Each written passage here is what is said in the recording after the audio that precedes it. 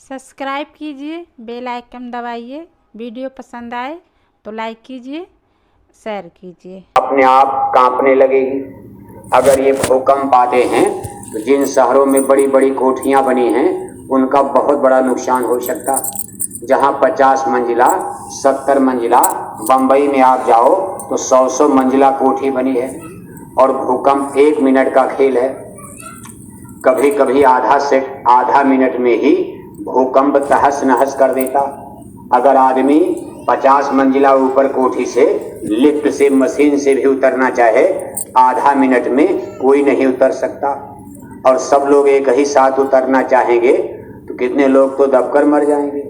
तब तो इतनी ऊंची ऊंची कोठियां आपस में टकरा करके जमींदोज हो जाएंगी। अगर आपके गांव में भूकंप आता है, आप गन्ने और गेहूं धान के खेत में काम कर रहे हो, तो वहां आपका क्या नुकसान होगा? धरती फटे चाहे हिले। छान छप्पर में भूकंप आता है, छान छप्पर गिर जाएगी तो बहुत होगा गरीब आदमी का, पैर टूट जाएगा, कहीं फ्रैक्चर हो जाएगा, लेकिन मौत नहीं हो सकती।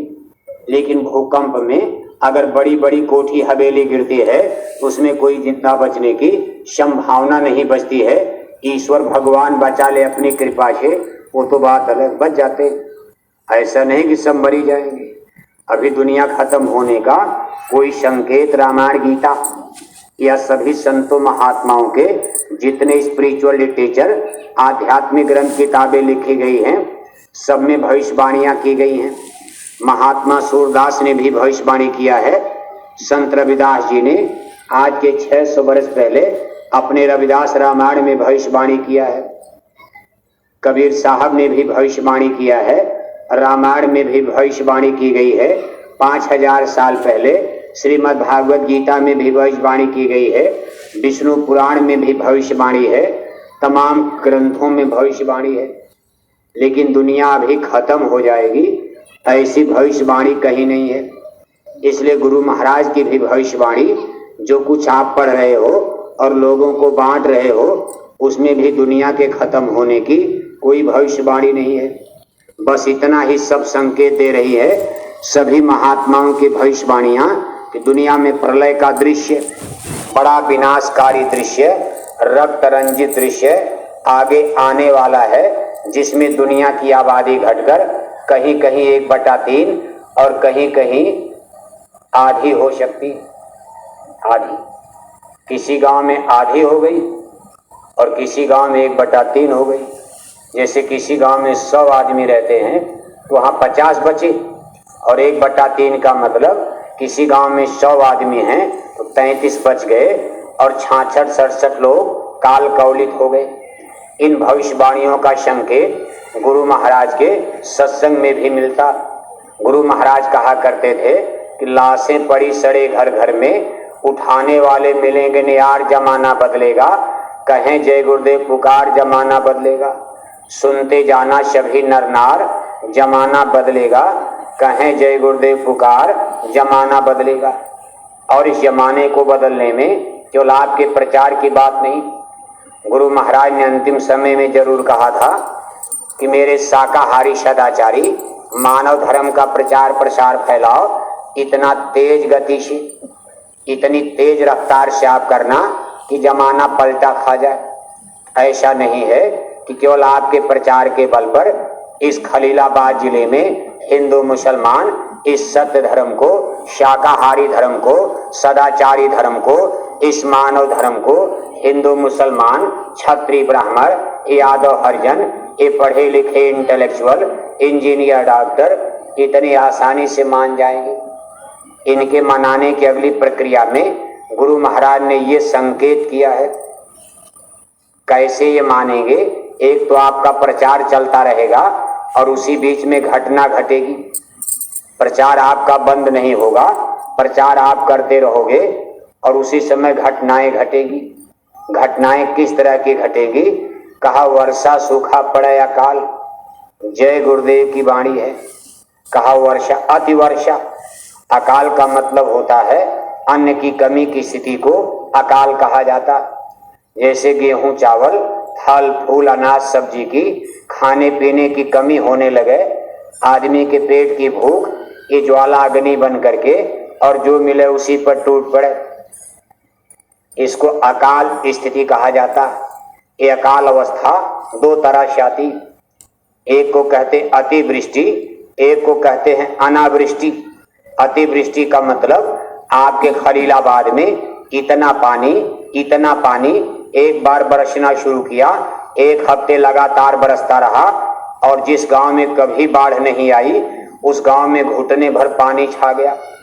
आप घर में सो रहे हो कि भाई यहाँ कैसे बाढ़ आएगी, यहाँ तो कोई नदी नहीं है, लेकिन जब सुबह उठे आपका पैर जब चारपाई से नीचे किया तो डबाक दे पानी में चला गया।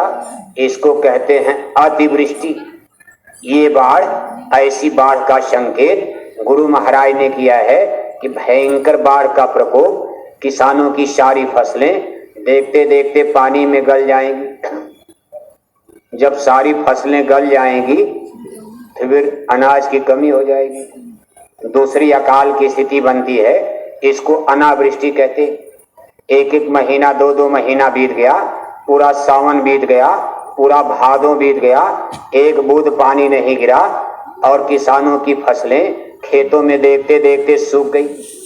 फसल ही नहीं सूख गई, ताल तलैया खाली रह गए, गंगा जमुना ऐसी नदियों में भी, और लोग पैदल पैदल चलने लगे। पानी की कमी हो गई और फिर ट्यूबवेल, पंपिंग सेट, सब आपके कुएं, जलाशय, सबने पानी देना बंद कर दिया। 2-4 लीटर पानी के लिए आदमी में लाठी डंडे चलने लगे। इसको कहते हैं अनावृष्टि। अभी ऐसा सूखा तो नहीं पड़ा, अभी तो थोड़ा बहुत बरस रहा है, सावन बीतने जा रहा है, लेकिन देखो थोड़ा बहुत धान आपने लगा दिया। ऐसा तो नहीं कि आषाढ़ बीता सावन बीता, एक बूंद पानी नहीं गिरा, थोड़ा बहुत। लेकिन हम लोग उसी तरफ चल रहे हैं कि पूरा आषाढ़ बीतेगा, सावन बीतेगा, पूरा भादो बीत जाएगा, एक बूंद पानी खलीलाबाद में नजर नहीं आएगा। ये कुदरत के संकेत मिल रहे हैं। कुदरत बौखलाई हुई है और संत की वाणी अमर होती है। संत वचन पलटे नहीं, पलट जाए ब्रह्मांड। यानी ये अकाल अवस्था, यानी युद्ध है, महायुद्ध है, विश्व युद्ध की त्रासदी। उसी बीच में अकाल पड़ गया। अकाल पड़ा हुआ है, महीनों बीत गया, पानी नहीं बरस रहा, तब तक आपस में झगड़ा हो गया और जगह जगह परमाणु बम। एक तो सूरज की गर्मी, टेम्परेचर फैला रही है, आदमी का शरीर जल रहा है, तब तक आसमान से परमाणु बम बरसने लगा। जगह जगह परमाणु बम की वर्षा होने लगी, टेम्परेचर और ज़्यादा बढ़ा। इसी बीच में भूकंप की स्थिति बनती है, फिर रगड़े झगड़े बढ़ जाते हैं। यानी ये इतनी भयंकर स्थिति होगी। उस दिन आपकी जैकेट को लोग प्रणाम करेंगे। इसलिए जैकेट आपको पहनना, आपका प्रचार तो चलता रहेगा, चाहे कोरोना आ जाए, चाहे कोरोना का दादा आ जाए या कोरोना का परदादा, जिसको ग्रैंड फादर, परदादा माने दादा का दादा। जैसे किसी की खोपड़ी पर आप हथौड़ी बजा दो तो कम चोट लगेगी, 50 किलो का हथौड़ा बजा दो खोपड़ी टूट जाएगी। 1 कुंतल का घना बजा दोगे तो जिंदगी बचेगी, चूर मूर हो जाएगा। ऐसे कोरोना तो अभी समझो, ये तो कोरोना अभी ये कुदरत की हथौड़ी है, आगे कोरोना का ग्रैंड फादर, दादा का दादा आ रहा। तब वो स्थिति आ रही है कि लाशें पड़ी सड़े घर घर में, उठाने वाले मिलेंगे निहार, जमाना बदलेगा, कहें जय गुरुदेव पुकार, जमाना बदलेगा। इन विषम परिस्थितियों में लोगों को आसमान में तारे नजर आएंगे। अंग्रेजी बोलने वाले भी भूख से प्यास से तिल मिलाते नजर आएंगे। अंग्रेजी बोलने से पेट भरेगा। अब आपको हमारे पास 100 सूट पतलून टाई कोट है और हर घंटे में कपड़ा बदलो, घर में गेहूं चावल ही नहीं है, तो सूट बूट टाई कोट बदलने से भूख प्यास तो जाने वाली।